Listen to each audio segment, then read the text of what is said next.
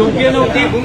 या सगळ्या विद्यार्थ्यांना मार्गदर्शन करणं आवश्यक आहे पुढच्या वाटचाली। पहिली गोष्ट म्हणजे विद्यार्थ्यांवरती ही वेळ ज्यांनी आणली त्या मोदीजींनी आणि अमित शहानी विद्यार्थ्यांची आणि विद्यार्थ्यांच्या कुटुंबियांची माफी मागितली पाहिजे।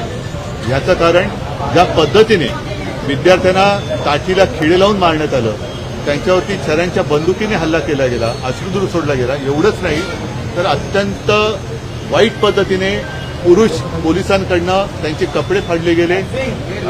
ज्या पद्धतीने तो व्हिडिओ मी पाहिला, एक ती मुलगी पुढे जाते आणि तो पोलीस पाठवून कसा तो, तर मला बोलायला सुद्धा लाज वाटते, ऐकायला सुद्धा अंगावरती शहारे येत होते। तर त्या मुलांनी ते भोगले आणि त्यांची मागणी काय आहे की शिक्षण पद्धतीत सुधार, साधी मागणी होती।